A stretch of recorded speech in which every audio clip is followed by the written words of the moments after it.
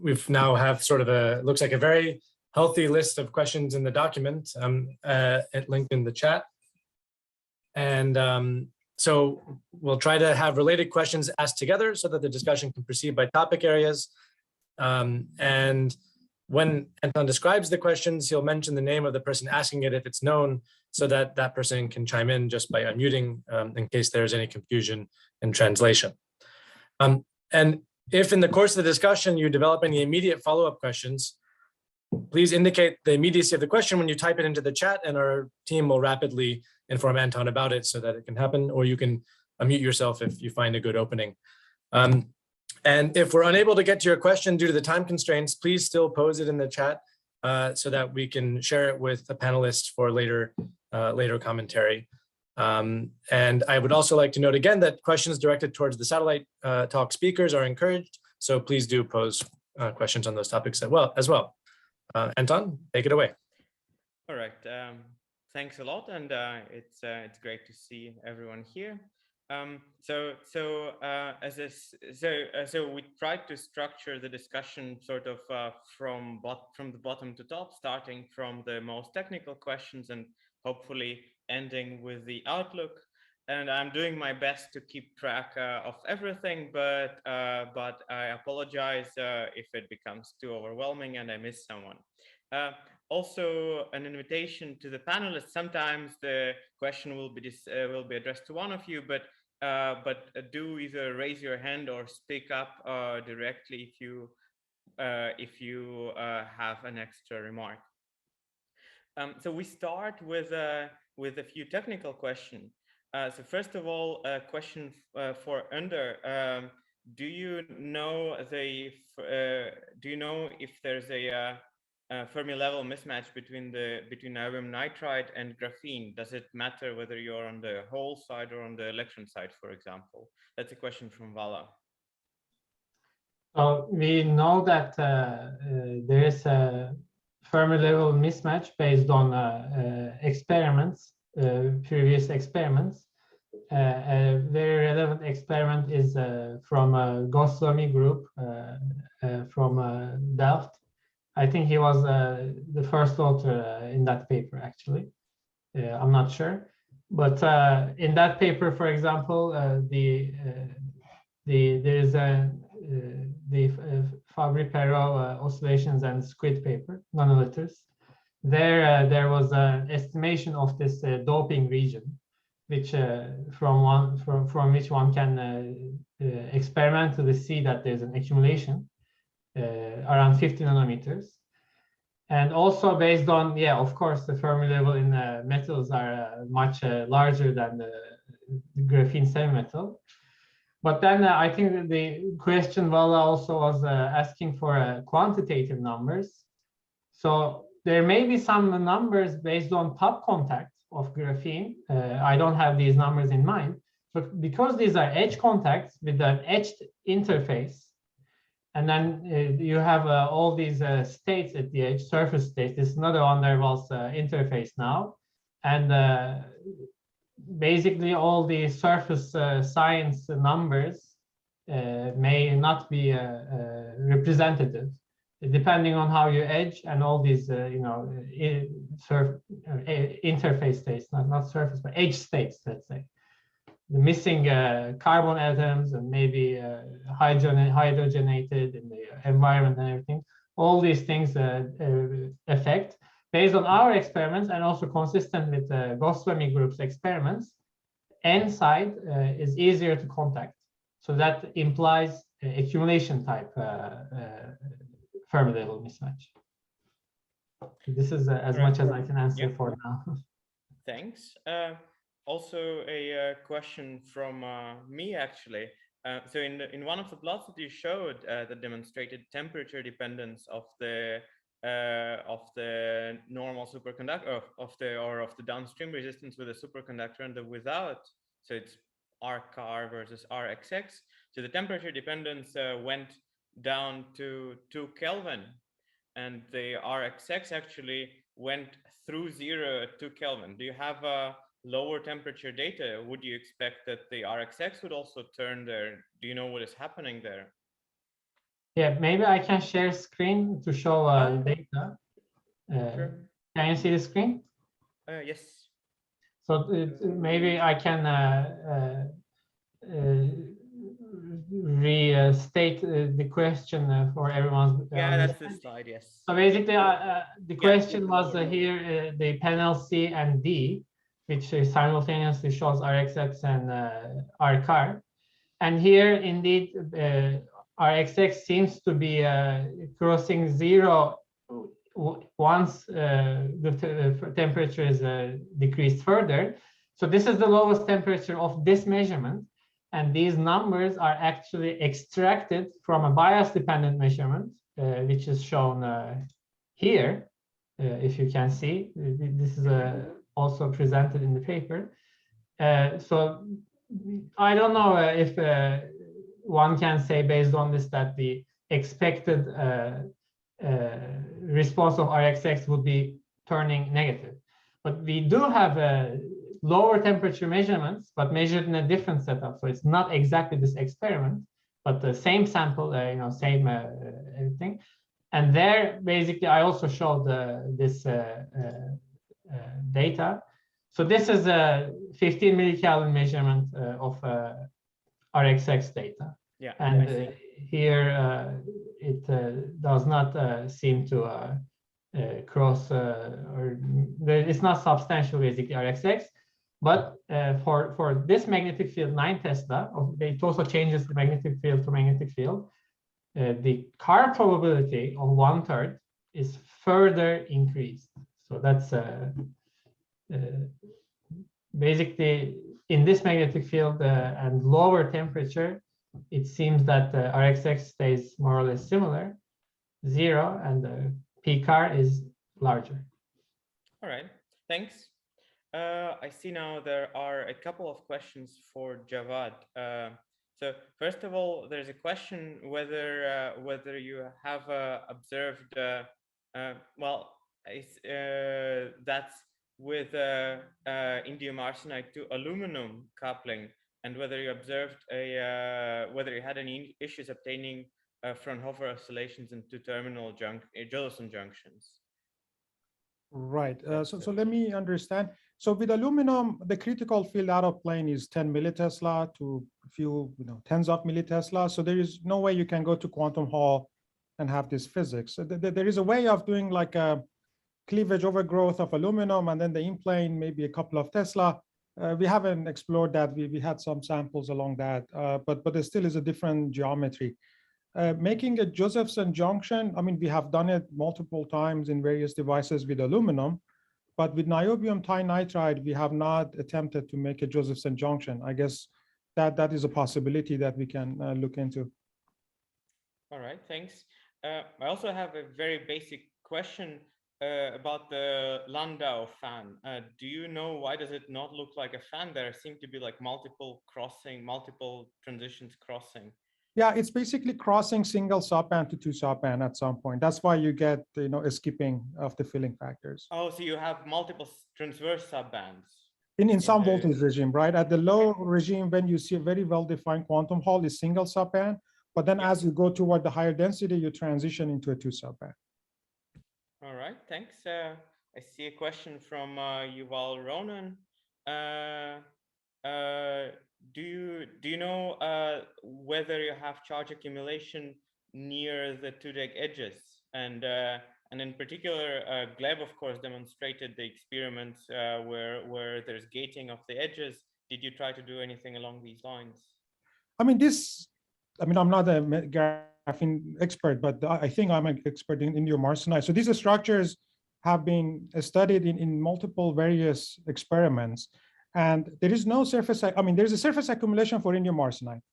The structure that I just mentioned in the chat is not indium arsenide at the surface. There is an InGas on top that removes that surface accumulation. So we actually know the charge distribution of this structure pretty well. So it's not that you just have an inversion and then all the electrons are coming to the surface. If you do that, the density is going to be 10 to the 12, 10 to the 13, and it's very difficult to actually see quantum Hall effect. To get the low density samples to actually see quantum Hall effect, you really need to basically play with the interface. and the surface. So there is no accumulation. The quantum value is at the surface. If I Sorry. may, I think the question is about the edges of the sample, not the bulk of the. Oh, the edges. No, we haven't done gate defined edges. It's all like hard edges. Sorry. Yeah. Well, maybe I should. I'm not sure if I understand Yuval's question perfectly, but basically, an important point might be that once you put the superconducting metal to the interface, then this can cause by itself a charge accumulation. So if you maybe know more information about this. Yeah, but there is a fundamental difference between how we contact graphene and indium arsenide, right? In graphene, maybe I'm mistaken, but usually the good contacts are made from the edge. So basically there is like a serious thing that there is a superconductor and there is graphene. In indium arsenide, we put the superconductor above the indium arsenide, right? So basically the indium arsenide under it is proximatized first. And then in the quantum Hall regime, the normal semiconductor indium arsenide is talking presumably first to the superconducting indium arsenide below the niobium tie. So is it easier or harder? I don't know, but all the junctions, all the data that I showed basically are on the systems that the contacts are made from the top and not the edges. And my understanding is that when you do the edge, the Fermi velocity mismatch is quite strong, right? Because you just come and then there's no way. But on this side, you still have the indium arsenide pocket that is proximatized. I mean, I'm not an expert, but there is that fundamental difference. Indeed, we did some microwave cavity QED measurement that suggests the indium arsenide density under the superconductor is increased by a factor of 5 to 10. So that paper is on arXiv by Andrew Higginbottom. This is excellent because I think it also relates to a question by Asbjorn, and this is more this is a broader question essentially to everyone here. That's whether there is a practical difference between a side contact or a top contact, and I think Javad's remark addresses the question of whether that a side contact might just not work. But what if we take it broader? Do you know of a conceptual difference between a side contact and the top contact, assuming that both work? Which one would be better? That's a question to anyone, I guess. I can say something, I guess. If Ander, you want to go, you can go ahead. I can maybe make a very short answer to this. It depends on the material combinations and the property of the 2-deck itself.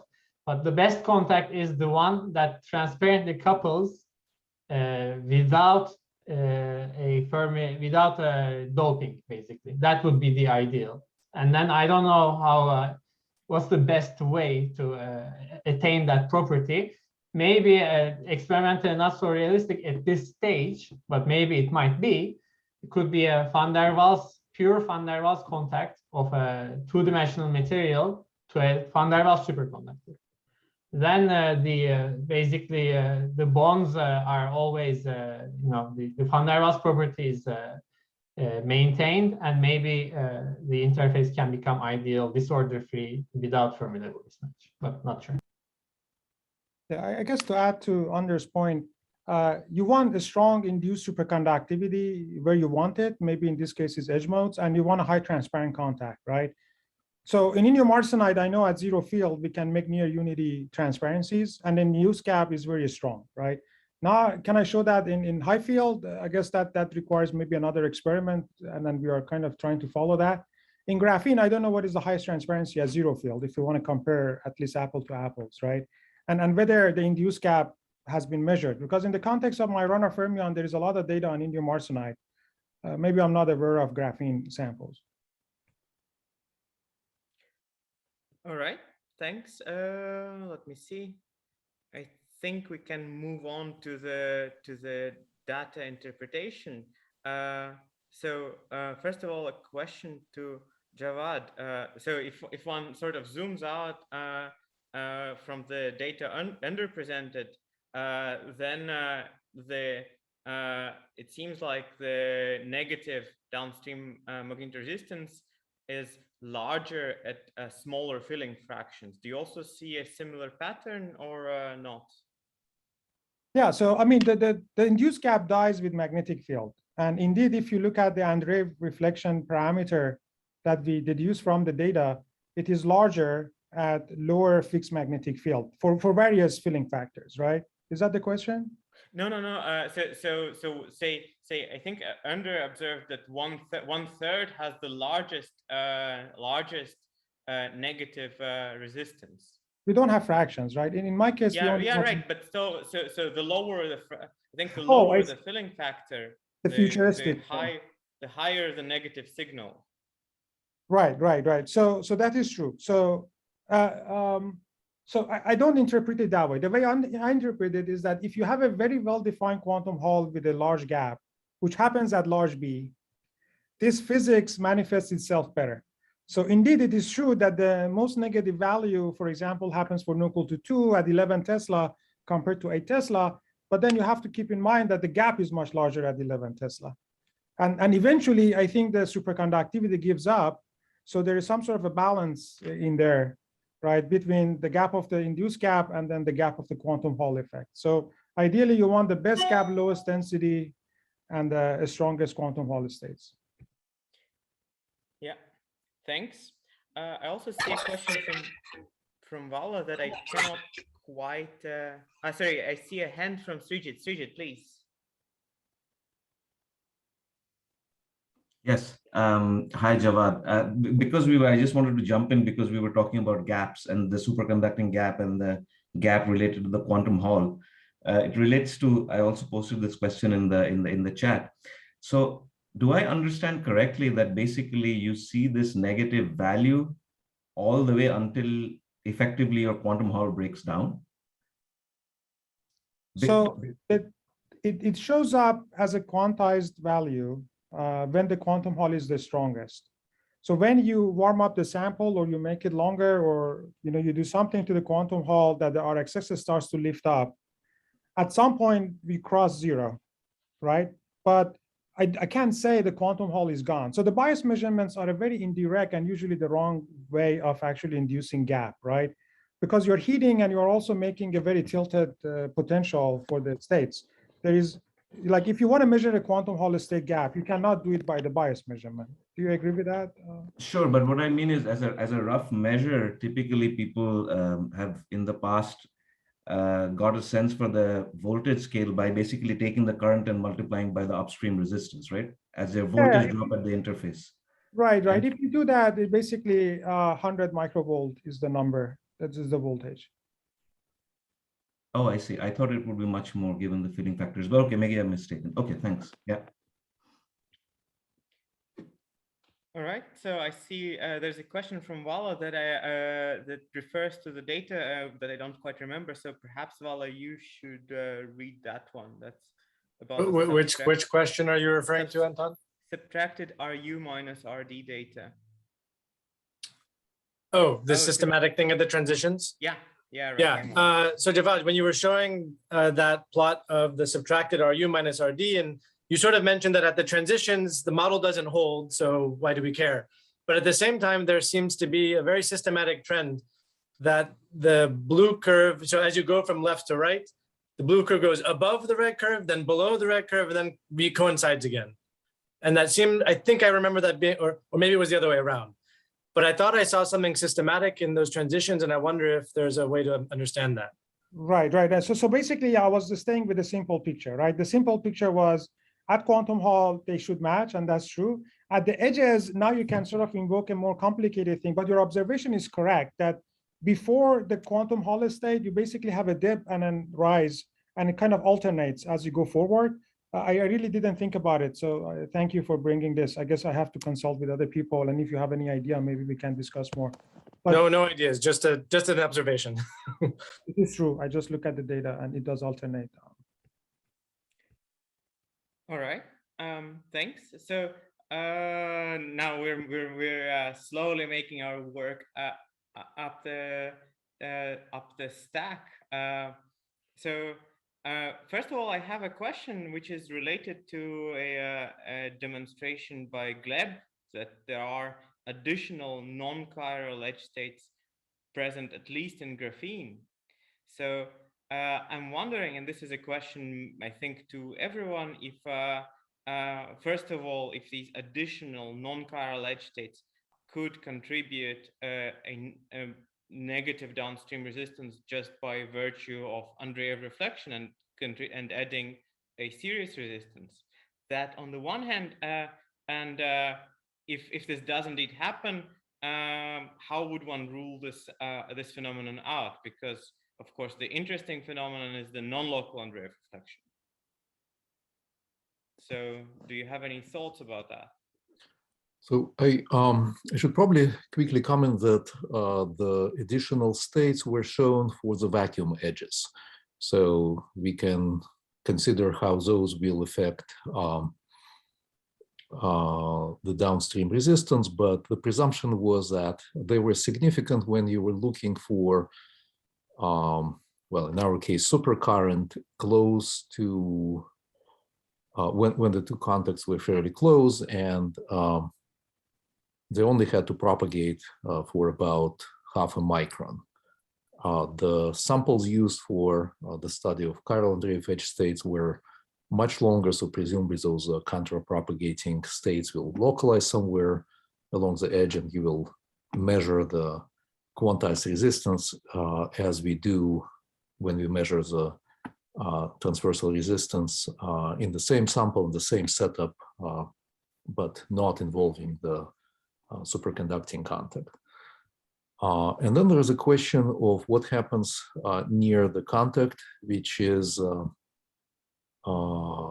much more difficult to address. You would maybe make some progress having additional gates near the contact, but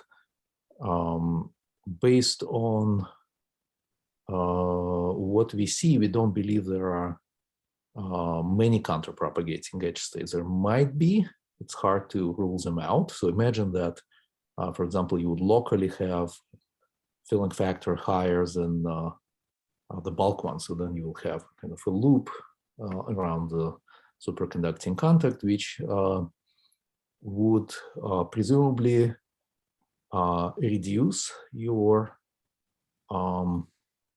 probability for getting an electron or a hole at the end of the interface. And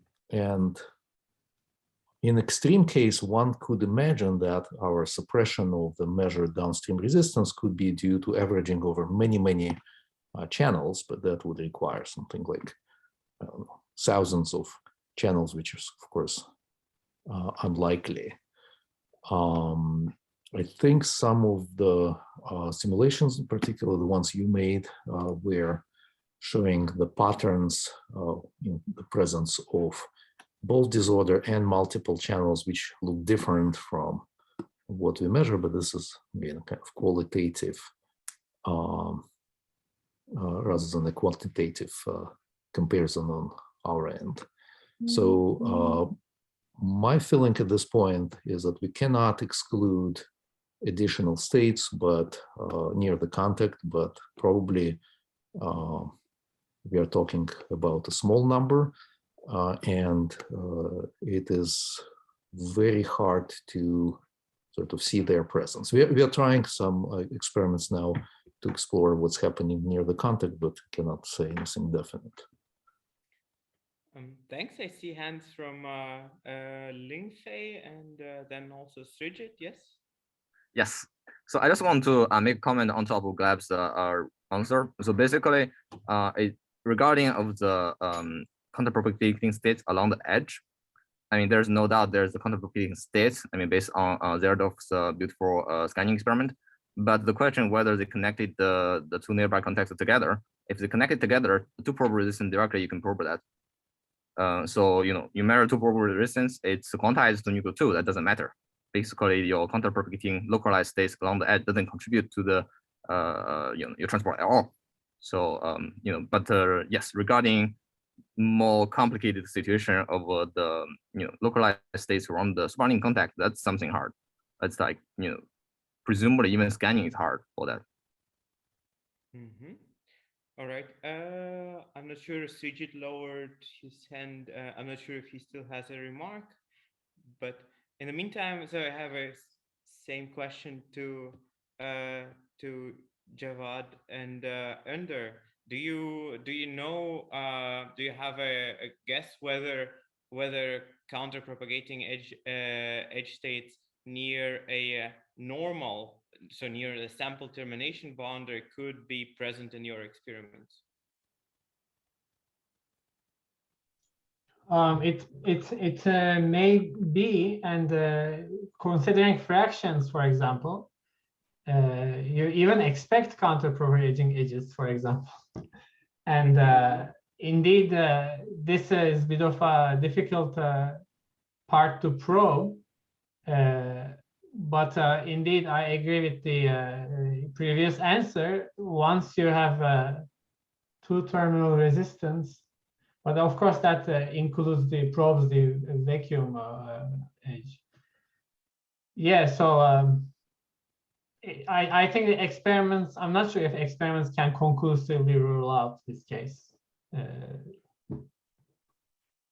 Yeah, I guess in indium arsenide, I mean, the counter-propagating edges, right? Usually there is a spin or something, right? And in indium arsenide, G factor is very large, right? This is 10, 15. So it's hard to, for example, think of 1/3 as a 1 and a 1/3 going the other way, and instead of 1/3, 1/3, right? And then we are in integer regime, so that's a bit different. I also don't know how the edge state reconstruction varies between graphene and indium arsenide, and the fact that this thing is top contacted, does it mean that it's a soft potential versus where you are graphene and it ends abruptly? Is that like a hard potential? But these things have been studied a long time ago, but I don't know if they can be revived in this context. All right, thanks. Anton, I can actually maybe show an image which may directly answer your question. Yeah. If I may. Can you see the screen? Yes. So once you have Fermi level mismatch, you will have extra edges. And these residual edges, considering they are not proximatized, let's say for a normal contact, I don't know, maybe normal contact also. So for example, in this case here, so there are counter-propagating edges. Basically, once you have residual edges from Fermi level mismatch, this edge, because it cannot extend away from the interface, has to circulate back and forms a counter-propagating edge.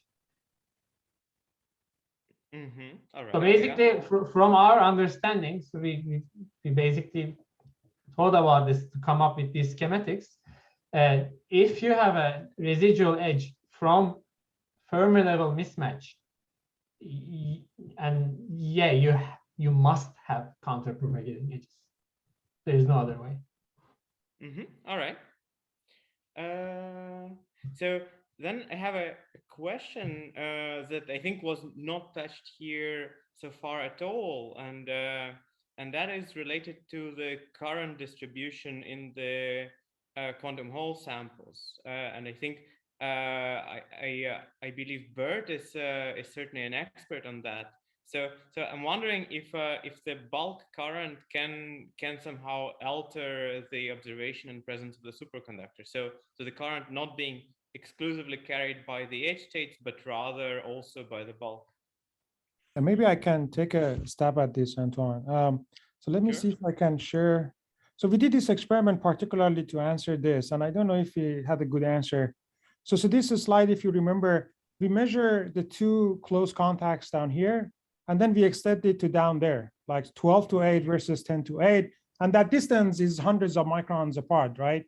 And if the gap is contributing to some conductance, then what you say should show up somehow in the data, I guess. That would be very naive interpretation. But then to my surprise, you see the black line, if you look at the 11.8 Tesla graph, it is pretty good, 0. Then the blue and the red, which basically this distance that kind of increases, that doesn't change much.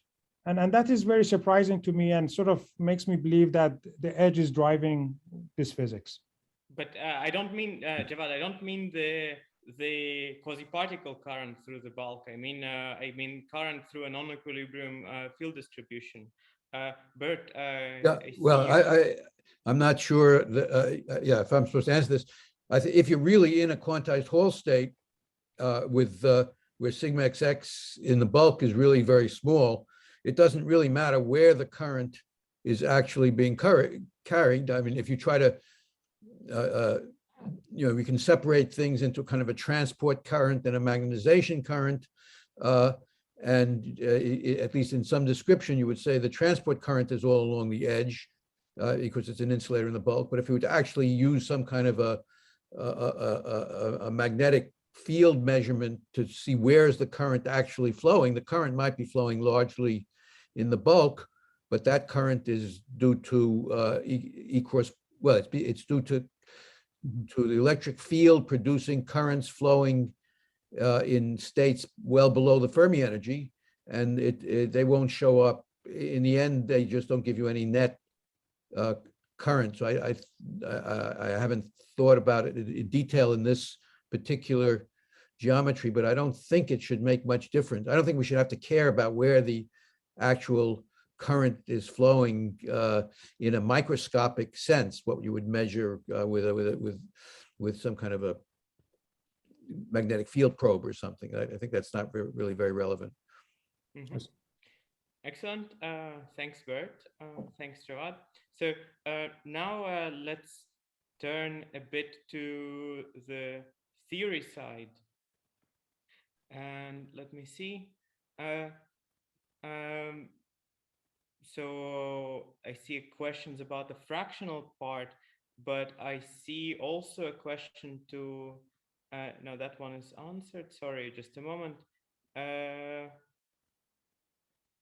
That one is also answered. So perhaps I have a question to Vlad and Leonid. Namely, so you did a simulation, you analyzed Andreev conductance next to a disordered superconductor, and you observe a rapidly fluctuating, so you predict a rapidly fluctuating result. Do you know of any mechanism why this would not be the case, and that would give a systematic negative conductance?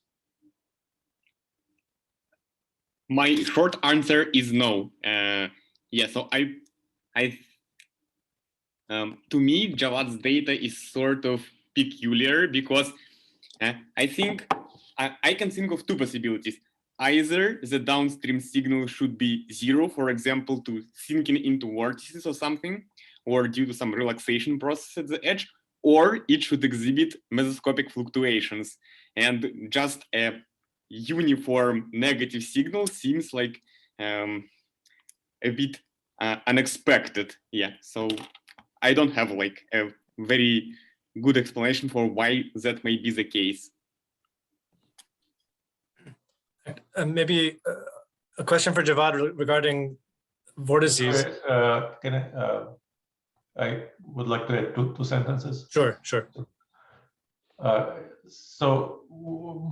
Again, it's all not clear, but maybe one of the differences is that what Javad actually mentioned, that it's proximatization, different kind of proximatization. And in the case of indium arsenide, there is a superconducting indium arsenide. So the interface is very different between the normal state and superconductor. So again, a wild guess, and perhaps wrong, that maybe disorder is less important or not important in his experiment, surprisingly, compared to the graphene ones. But there's also, Leonid, a graphene experiment that also observes a systematic negative downstream current. So that's Under's experiment. They also see a systematic negative current. So I. But let me actually, Anton, ask something around that. When we were reading Under's paper, I guess there is a statement that says when you make larger sample, they don't see the negative resistance anymore. Is that true, Under? It is true, and this is also consistent with Gleb's experiments, in which his group does not record oscillations once the interface is made long. So maybe there is a disorder Lenser scale. I mean, if you want to kind of follow on Leonid's thought, that matters, but I mean, who knows? Yeah, either Also- disorder or basically once you make the interface long and you have vortices, you will also have more decoherence. So many things get into this. Maybe Gleb will have a better answer. But let me understand under the vortices, or I guess there are lots of good theories here, right? If you have a vortex, so you get the normal reflection, why should it hurt?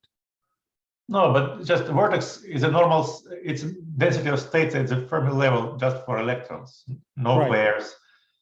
It's just a normal contact. So think of a superconductor becoming partially a normal metal that just can absorb honest to goodness electrons without giving back any hole. Exactly. So there is a current distribution between the edge state and the superconductor, which is actually is not a superconductor. Let's put it this way. And the stronger the field, the more the vortices are, the larger the density of states, and the shorter the distance over which the current is redistributed between the edge state and the superconductor, which is grounded. So it's a trivial leakage. Mhm. Yeah. I see Philip raised his hand. Philip? Yes, I think it's a kind of property related issues. For the most of the graphene experiment, basically the contact between superconductor and graphene channel is relatively sharp. Anyway, there was edge contacts, and then there are certain ranges that how the doping range is happening and those kinds of things. But at least kind of at the interface between superconductor and the channel is reasonably sharply defined. Now, in that this indium arsenide experiments, it's that the superconductor is on the top and proximatized. And I wonder whether the schematics you draw the Java that basically here's the superconducting regimes and the channel regime, and then draw this kind of simple one-dimensional under the edge state flow through the interface. Whether that picture holds anymore, right? Maybe the contact is rather kind of diffusely defined. Yeah, I mean, there's some coherence lens error bar on this, right? Because, you know, you could proximatize and it may come out of the interface, but then there is that imaginary interface between somewhere that you basically are in quantum Hall and then you are in the superconducting regime. That is presumably correct for edge contacts, but with a much smaller length scale. Sorry. The point is maybe it's not just kind of quasi one-dimensional like the edge state I can draw. It may be actually rather diffuse and more of this the regimes. I think that's kind of one comments I could think about. Maybe then make that kind of these two different system kind of differences. It could be. I think the soft potential versus hard potential is definitely relevant to this right now. Okay, I see quite a few hands, so I'll invite people in order. Vala? Yeah, Javad, do you have any sort of direct experimental like evidence about the or not about the presence and density and or location of vortices in your samples at these high fields in the superconducting regions? And also relatedly, have you tried field cooling the sample? No, so basically, I don't have any direct evidence. I mean, from multiple experiments that have been done in the history of this indium arsenide and superconductivity, the basic idea is that the vortices don't want to be at the interface when you basically have a sharp line. They usually like set back. We have these devices in mind that you make a chicken wire in the superconductor to basically trap the vortices. And then those experiments, we did one of them, we didn't see something fundamentally different. Not in this context, it was in another context. But so I think we can try to follow that. The lower field stuff are always better, right? Because then at least the dimensions and the density is much lower, as Leonid mentioned. But yeah, I mean, that's all I can say about the vortices, especially in high field. Thanks. Thanks. I see a question from Antonio, or maybe a remark. Yeah, maybe that's more like a question for theorists, because I cannot come up with a reason for that. But in graphene, I do expect like a constant conductance due to this valley sort of selection rule that Carlo mentioned during the presentation. But for 2DAGs, I would expect chiron-Andreev interference all the way. I cannot see like anything to like stabilize a negative conductance. So perhaps, well, asking more like for all the audience, whether someone has an idea on how one could like have this constant negative conductance in this experience. I see. Actually, to add to this, I think this relates to Leonid's remark. That is, even if the system was clean, one would expect to see either some kind of Fabry-Perot oscillatory signal, and not a signal that's just systematically negative. So if anybody has a comment on what else could happen. Anton, maybe can I just? Yeah, sure. I think along the line is what Leonid was saying. So our understanding is that basically you have these vortices that basically act as normal conductors. So it's like a sink for the electrons. So because the superconducting is grounded, basically as you travel along the superconducting, you convert electrons to holes, but you keep losing holes to the vortices. And so at the end of the day, when you come out, you mostly holes. So that's our best thinking about what could explain this negative resistance. That's all I wanted to say.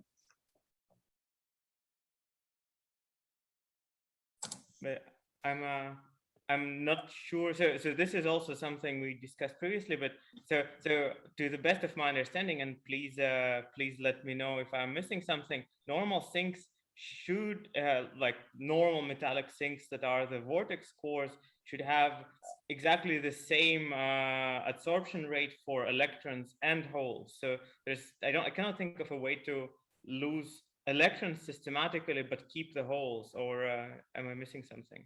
Well, I think the difference is that the super is grounded, right? So the electrons, it attracts electrons, but in a sense, holes, they don't have the same tendency to go toward the ground. That's maybe I think that I agree with. I'm leaning towards Anton's statement. At least if the density of states is energy independent and there is particle-hole symmetry, I think you can rephrase things so there'll be no difference between electrons and holes.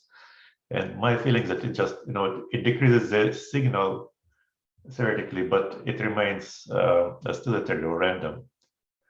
Maybe there is something with the density of states, which is in semiconductor is a function of energy. Maybe that becomes important. I didn't think about it. It's just thinking aloud. Yeah. Anton, what do you think? Yeah, actually, this is a very good point, of course. So the nonlinearity of the semiconductor dispersion, now that you bring it up, could provide a systematic difference, but that would mean that the signal should vanish with lower bias. That's an interesting point. I don't have an immediate idea here. Right, it should depend on biases. It's true, because you just decrease the difference between the particles. I see a hand raised by Ivan. Yeah, so I have this question, not addressed to somebody in particular, but just kind of maybe general question so we're all on the same page in terms of understanding. So these all experiments, like all three groups showed, right, they kind of have more or less similar scheme of measurements. So you apply some sort of bias, right? So you bias current and then you measure downstream from the superconducting contact. And now, of course, we can also look at the dependence on the signal, how the signal depends on the applied bias. And I think, if I'm not mistaken, that both groups of Finkelstein and Philip Kim, so both graphene papers, they see that with increasing of bias, you see the signal basically dying out. So you don't have any Andreev physics. And I guess that's what I wonder if it's like, first, if it's a valid conversion to basically use as an energy scale upstream voltage, basically just converting your applied current, multiplying by whole resistance, RXY. Usually it's like 10 kilo ohms, something like that, right? In this plateaus, right, in low filling factor, so quite large resistance, then small current already will drive you above the gap.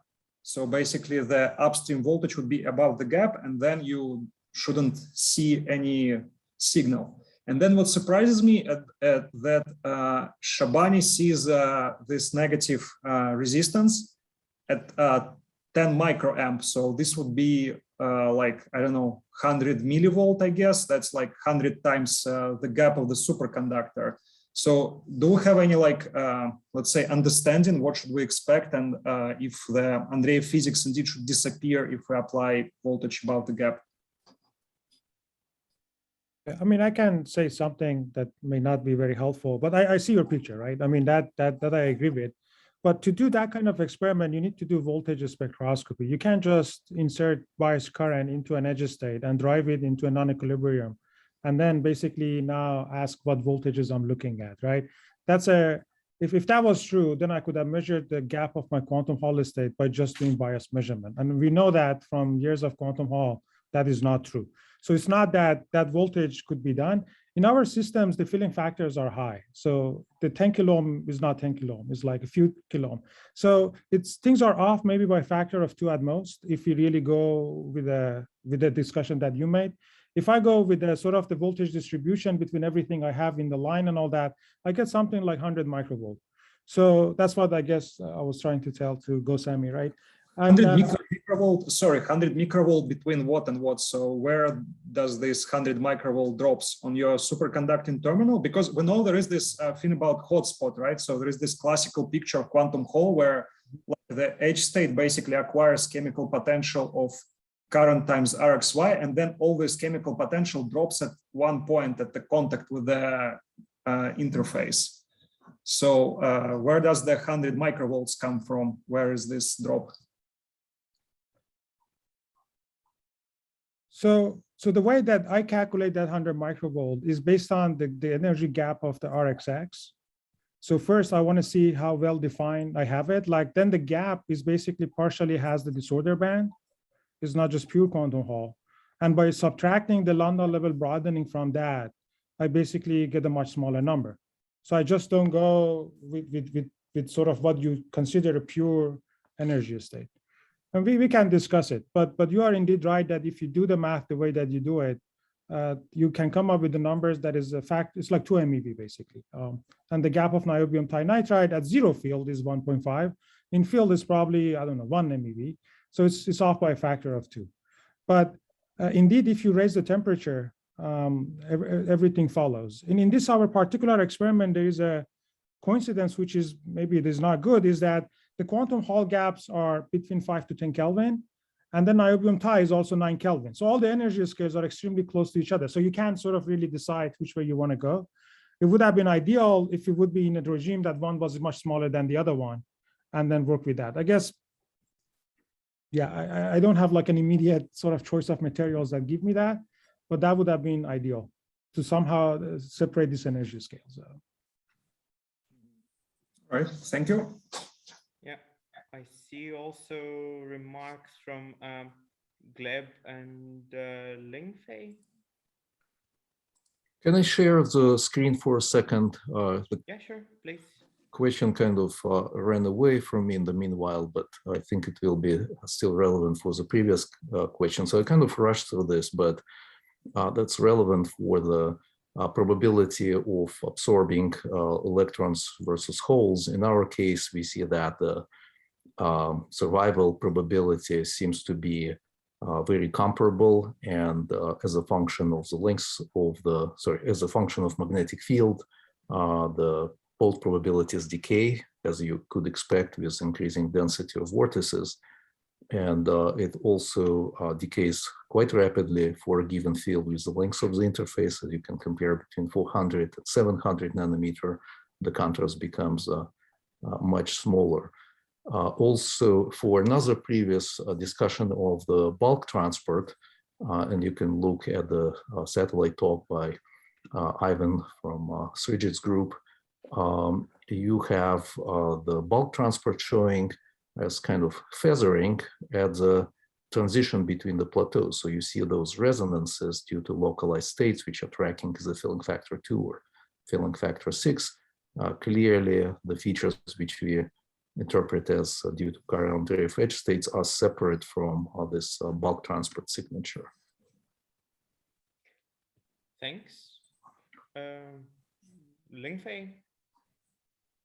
Yes. So basically, as we mentioned, like for this indium system, there's a really nonlinear dependence on the band structure. So can I consider, because there's a local hotspot over there. So basically, can I consider thermoelectric field effect around that local spot near the superconductor from small bulk contribution because the nonlinear dependence on conductance. Is that possible? I mean, it's more like for series.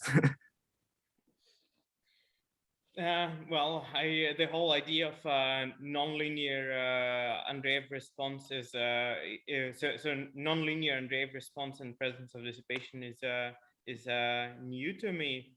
I'm still remaining mostly skeptical whether I would expect the effect to be strong or to give a systematically negative cross-Andreev reflection, but so far it's on the level of a hunch, I would say. Okay, yeah, because I just the bias is so large, like it looks the heating effect is going to be dramatic at the large end, and it's right over there. So I don't know, just a thought. Lingfei wants to say that we are measuring thermoelectric response due to the local hotspot and associated signals. It's not published. Thanks. All right, so I have let's now, we still have a few minutes, so let's quickly discuss alternative, so ideas for further experiments. And I see here two related questions, one by Rajarshi and another one by Antonio. So one is whether there's a good superconductor with high lower critical field, so that it's possible to measure Andreev cross reflection in the electron of the chiral edge states below the field where vortices start appearing. And another question is broader, is about just any kind of way of minimizing the effect of vortices. That's from Antonio. So I guess that experimentally, nanofabrication wise, you can make this chicken wire design. I don't know if you're familiar. You basically get the superconductor and punch holes in it. And those holes, if it's designed for a particular field, will trap the vortices. So they don't allow them to come near the interface. So this is a well-established method in superconductivity to avoid those. But ideally, you want to work at really a small field. So one idea that we thought about this many years ago, but we haven't done it, is that you can do cleavage overgrowth of the sample. So you basically cut the gallium, the indium arsenide, you put the aluminum, let's say very thin, and we know the critical field of aluminum can reach 4 Tesla, right? So then you basically apply the field out of plane, you get quantum Hall effect, and then the superconductor survives. Now you can choose niobium or tantalum or single element materials rather than this granular superconductivity. I think that would also be really helpful. They're challenging experiments, but I think there are ideas there. Thanks. So just to see if I understood correctly, you had an idea of essentially making a 90-degree context where the superconductor is vertical and aligned with the field, but the 2-deg is parallel. Exactly. Yeah, this is called cleavage overgrowth. Yeah. I also see a question emerging right now, whether let me see, about a control experiment, which would, and it's also already answered. Sorry, never mind. Sorry, it's an answer. Okay. The question's from me, so maybe I could just pose it. Yes. So Under showed, for example, a control experiment that used a normal metal contact. But perhaps a different maybe control experiment one could imagine is that, well, for vortices, we expect there's some dilute normal state density of states due to the normal cores that don't proliferate everywhere. But you also expect some Andreev reflection present. So maybe a way to sort of simulate the presence of this sort of dilute density of states that is inhomogeneous is to tune a contact to near the metal insulator transition where resistance is very high, and you probably have puddles or something like that around inside the contact. So you have some kind of inconsistent contact to drain or to equilibrate the electrons. But there would be no Andreev reflection. So you probably get lots of fluctuations in some way, but then you would have no, you should never see a negative number. So I don't know if this is necessarily worth the time, but it's an idea maybe that would more closely simulate as a control compared to what may be going on with these vortices. So. Thanks, Vala. I'm looking at the time and maybe so I don't know if I understood Vala's question correctly. Maybe I can very briefly share screen. So do you mean, for example, depleting around the superconductor and seeing vanishing signal? Is that what you mean?